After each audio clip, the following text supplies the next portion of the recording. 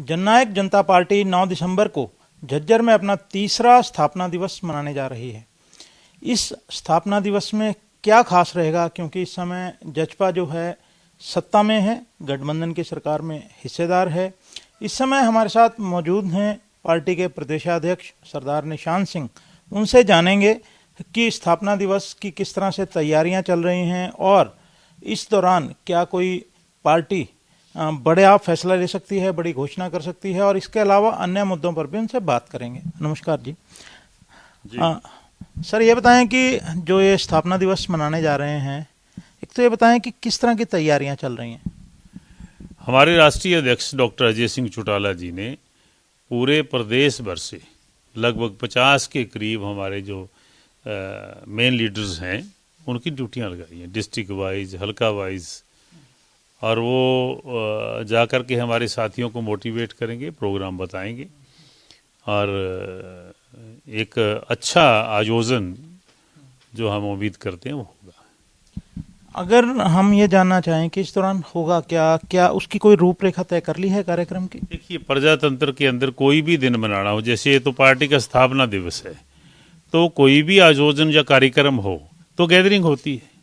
हम गैदरिंग करेंगे, अपनी पार्टी का जो जन्म दिवस है, स्थापना दिवस है, उसकी चर्चा करेंगे, क्या क्या हमारी पार्टी ने और सरकार में रहते हुए किया है, क्या संभावनाएं हैं, ये सारी चर्चा होती है। राजनीतिक चर्चाएं होती हैं।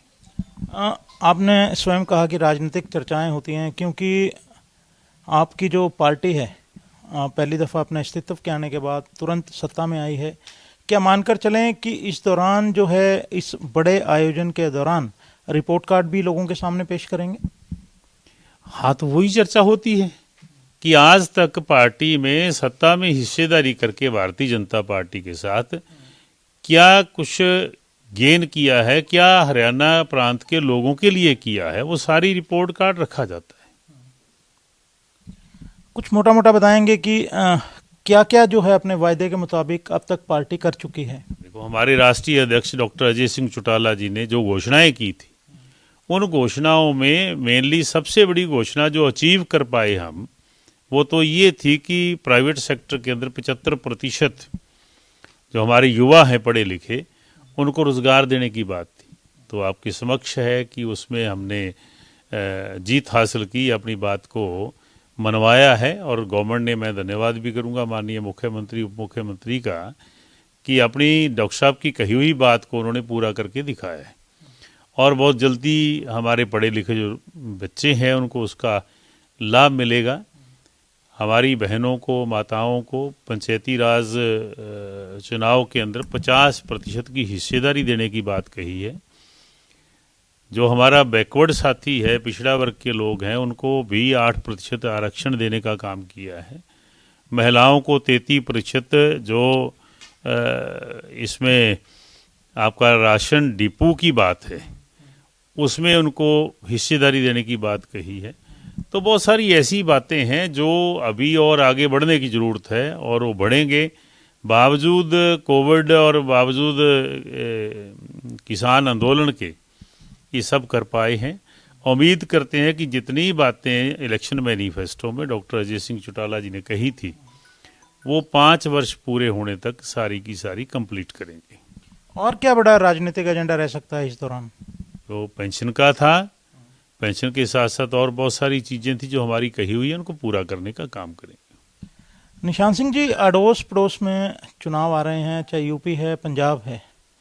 पार्टी का विस्तार ये बताएं कि हरियाणा से निकलकर कहाँ करने जा रहे हैं, और दूसरी बात ये है कि किन किन राज्यों में पार्टी जो है चुनाव में दखल देने जा रही है या लड़ने जा रही है डायरेक्टली?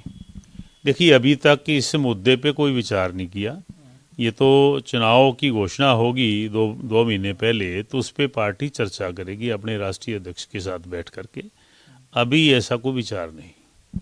ये बताएं कि तीनों कृषि कानून जो हैं वापस लेने की घोषणा प्रधानमंत्री ने, माफ़ करें, प्रधानमंत्री जी ने कर दी है, लेकिन किसान अभी भी धरना स्थल पर डटे हैं। आपका एक तो ये बताएं कि प्रधानमंत्री जी की घोषणा को किस तरह से लेते हैं, दूसरा किसानों से आपकी क्या अपील है? प्रधानमंत्री जी ने जो कदम उठाया है, यही मांग थी किसानों की। हमने धन्यवाद किया प्रधानमंत्री जी का, और किसानों से भी कहा है कि वो अपना जो मांग थी वो पूरी हो गई, तो अब वो अपना आंदोलन ख़त्म करें। लेकिन शायद कहीं ना कहीं किसान की बात भी सही है कि वो प्रैक्टिकली हो जाए। जैसे आने वाले अधिवेशन के अंदर गवर्नमेंट ने कहा है कि हम उसको रखेंगे और पास करेंगे, तीनों कृषि कानून वापस लेंगे, और उसके साथ जो उनकी मांग है वो मांग है कि एमएसपी के ऊपर भी गारंटीड कोई बात हो। हम उसके पक्षधर भी हैं, शुरू से हम ये कहते भी आए हैं।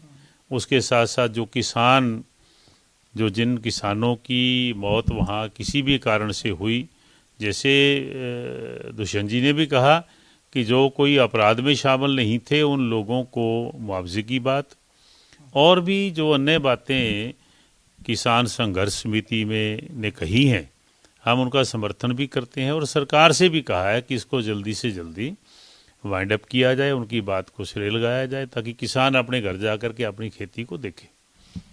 संगठन के तौर पे आप सरकार को स्टेट गवर्नमेंट के माध्यम से या डायरेक्टली केंद्र सरकार को ऐसा पत्र लिखेंगे कि ये जो इन लोगों की मुआवजे की मांग है और एमएसपी की मांग है वो पूरी की जाए? दुष्यंत चौटाला जी केंद्रीय नेताओं से बार बार मिले हैं, अमित शाह जी से भी मिले, अन्य नेताओं से मिले, मिलकर के उनसे चर्चा की, सारे मुद्दे के ऊपर अपनी बात कही है।